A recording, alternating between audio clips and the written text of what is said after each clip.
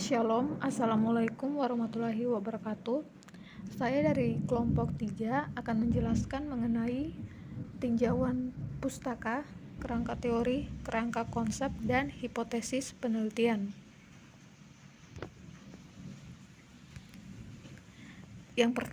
Topik yang pertama yaitu pengertian fungsi dan jenis sumber pustaka. Apakah yang dimaksud dengan tinjauan pustaka? Tinjauan pustaka sendiri merupakan serangkaian kegiatan yang meliputi mencari, membaca, dan menelaah laporan-laporan atau bahan pustaka yang memuat teori yang relevan dengan penelitian yang akan dilakukan, yang kemudian disusun menjadi kerangka teori yang disajikan pada bab tinjauan pustaka.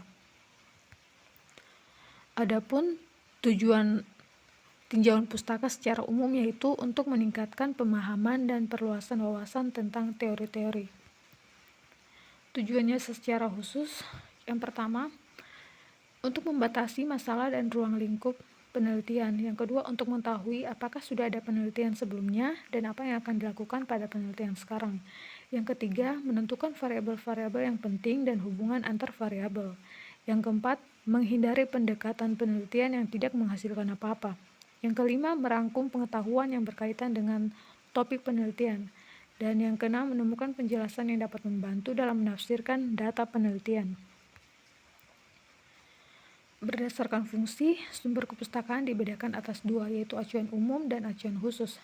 Acuan umum yaitu berisi informasi-informasi yang bersifat umum, misalnya seperti ensiklopedia, farmakope, dan sebagainya. Acuan khusus yaitu berisi hasil-hasil penelitian sebelumnya yang berkaitan dengan masalah yang akan diteliti, misalnya seperti jurnal, laporan peneliti, dan sebagainya.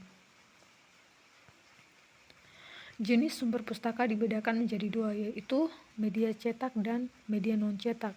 Yang pertama, media cetak dibagi menjadi tiga, yaitu buku acuan, sumber pustaka primer, dan sumber pustaka sekunder.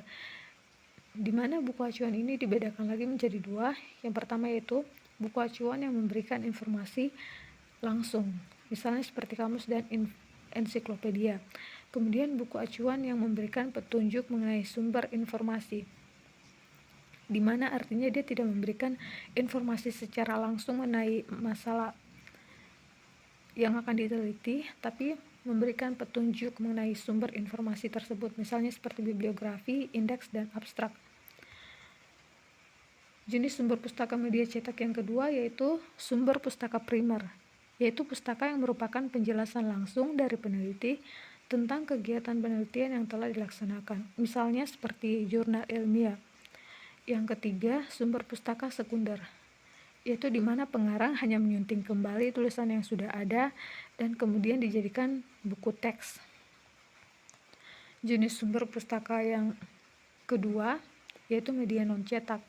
Adapun beberapa hal yang bisa kita jadikan sebagai sumber pustaka, misalnya seperti TV, radio, dan internet. Yang berikut topik kedua, langkah penelusuran kepustakaan dan teknik pengutipan.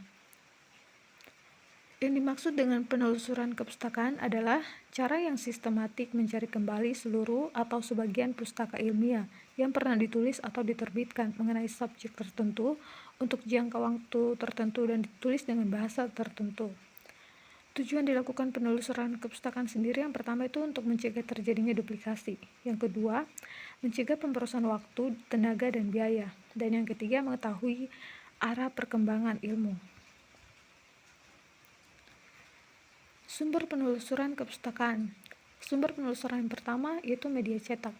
Adapun beberapa langkah yang bisa kita lakukan untuk melakukan penelusuran sumber kepustakaan melalui media cetak yaitu pertama, menentukan masalah penelitian sespesifik mungkin. Yang kedua, mencari dan mempelajari sumber pustaka sekunder. Kemudian membeli buku acuan yang tepat. Setelah itu, menentukan kata kunci yang relevan. Kemudian mencari sumber pustaka primer yang relevan. Setelah itu mendapatkan sumber pustaka yang tidak tersedia di kampus. Penelusuran sumber kepustakaan yang kedua yaitu melalui media elektronik. dalam mencari informasi di internet, maka piranti yang bisa kita gunakan yaitu search engine, misalnya seperti Google, Yahoo, dan lain-lain. Adapun beberapa website yang disediakan sebagai sumber penelusuran kepustakaan. Yang pertama itu ada Perpustakaan Nasional Republik Indonesia, kemudian ada Directory Open Access Journal, kemudian ada Indonesian Scientific Journal Database, Indonesian Publications Index. Adapun beberapa URL yang dikelola Dikti, misalnya seperti ProQuest dan Online Public Access Cataloging. Teknik pengutipan. Teknik pengutipan terdiri dari dua, yaitu kutipan tidak langsung dan kutipan langsung. Yang pertama, kutipan tidak langsung, yaitu mengutip dengan cara menuliskan kembali dengan bahasa sendiri konsep yang sudah dicatat dari sumber pustaka. Contohnya bisa dilihat seperti yang ada pada slide berikut. Yang kedua, kutipan langsung. Kutipan langsung terdiri dari dua, yaitu yang pendek dan panjang. Untuk kutipan langsung pendek itu dia berisi maksimal 40 kata, ditulis dalam bentuk kalimat dan disalin sesuai dengan aslinya menggunakan tanda kutip. Contohnya bisa dilihat seperti pada slide. Kemudian kutipan langsung panjang ditulis dalam bentuk ketikan yang menjorok ke dalam, yaitu 5 spasi dari pinggir kiri dan tidak menggunakan tanda kutip dengan jarak baris 1 spasi. Untuk kutipan langsung panjang minimal terdiri dari 40 kata. Contohnya bisa dilihat seperti pada slide berikut.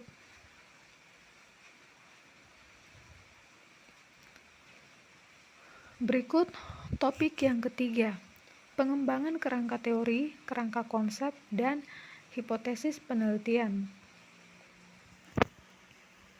Yang pertama, kerangka teori. Kerangka teori merupakan bagan yang memberikan gambaran dan batasan-batasan tentang teori-teori yang menjadi acuan dalam melaksanakan penelitian. Adapun peranan kerangka teori sendiri, yang pertama, sebagai gambaran kerangka pemikiran dari suatu penelitian. Yang kedua, dapat membantu peneliti dalam menyusun hipotesis. Yang ketiga, memberi landasan yang kuat dalam menjelaskan dan memberi makna pada data dan fakta penelitian. Yang keempat, membantu membangun ide-ide yang diperoleh dari hasil penelitian. Yang kelima, sebagai acuan dalam membangun kerangka konsep. Yang keenam, memberikan dasar-dasar konseptual dalam merumuskan definisi operasional penelitian.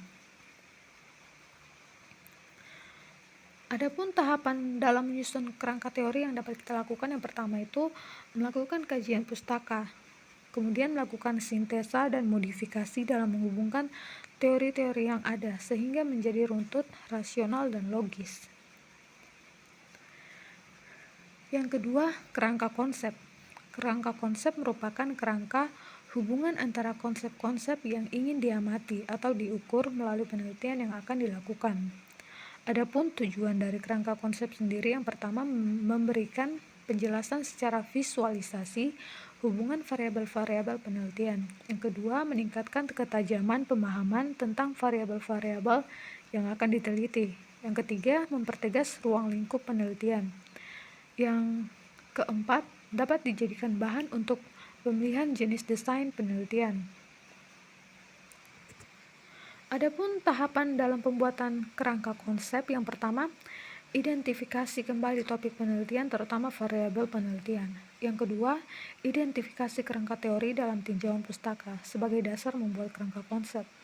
Yang ketiga, gambarkan melalui skema hubungan antar variabel yang akan diteliti. Yang keempat, pastikan semua variabel penelitian yang akan diteliti sudah diakomodir dalam skema kerangka konsep penelitian. Yang kelima, jika dalam gambar kerangka konsep penelitian ada variabel yang tidak diteliti, maka bisa memberikan keterangan atau penjelasan. Misalnya seperti tanda garis lurus untuk variabel yang akan diteliti dan tanda garis putus-putus untuk variabel yang tidak akan diteliti. Yang keenam, memberikan uraian secara singkat dan jelas bagaimana konsep-konsep tersebut mempengaruhi konsep atau variabel yang lain. Yang ketiga, Hipotesis penelitian. Hipotesis berasal dari kata hipo yang berarti lemah, tesis yang berarti pernyataan, di mana hipotesis merupakan suatu pernyataan yang masih lemah, maka perlu diuji untuk menegaskan apakah hipotesis tadi dapat diterima atau harus ditolak berdasarkan fakta atau data yang telah dikumpulkan dalam penelitian. Ciri perumusan hipotesis yang baik yaitu yang pertama merupakan kalimat deklaratif, yang kedua mengekspresikan korelasi dua variabel atau lebih, yang ketiga merupakan jawaban tentatif atau sementara terhadap permasalahan, yang keempat memungkinkan untuk dibuktikan secara empirik. Adapun kegunaan hipotesis sendiri, yang pertama bisa memberikan batas, lingkup atau jangkauan penelitian. Yang kedua, menyiagakan peneliti agar tepat memilih data, apa yang harus dikumpulkan dan yang tidak perlu. Yang ketiga, memfokuskan data yang bercerai-cerai. Yang keempat, sebagai panduan, memilih metode analisis data. Adapun pengujian hipotesis yang dapat dilakukan, yang pertama itu menguji konsistensinya terhadap logika. Yang kedua, mencocokkan dengan data empiris yang didapat.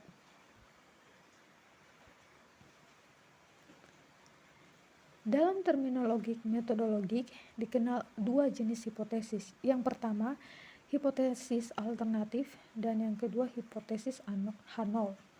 Hipotesis alternatif yaitu hipotesis yang menjadi dugaan peneliti yang akan dibuktikan kebenarannya dengan melalui penelitian. Contoh pola kalimatnya itu misalnya seperti apabila, maka, atau ada hubungan antara, dengan, dan sebagainya. Hipotesis alternatif sendiri terdiri dari dua, yaitu hipotesis alternatif satu arah dan dua arah. Satu arah di sini menjelaskan bahwa arahnya itu sudah jelas. Kalau hipotesis alternatif dua arah di sini menjelaskan bahwa arahnya itu belum jelas.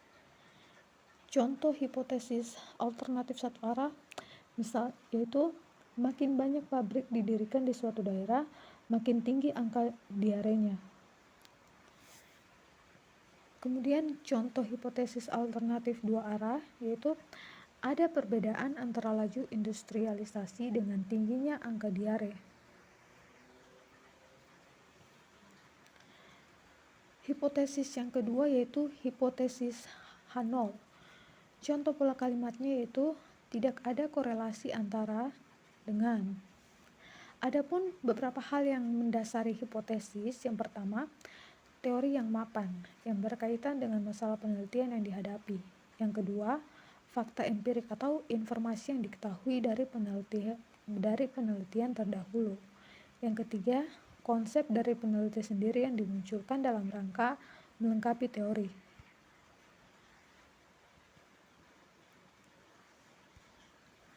Yang berikut kriteria menyusun formulasi rumusan hipotesis.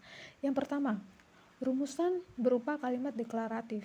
Yang kedua, rumusan mengekspresikan macam hubungan antar dua variabel atau lebih.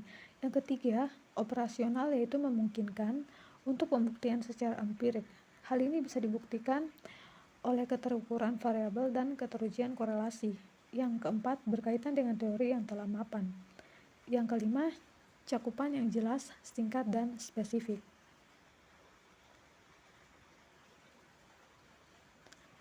Demikian hasil presentasi saya. Mohon maaf bila mana ada kesalahan pengetikan maupun pengucapan. Sekian dan terima kasih.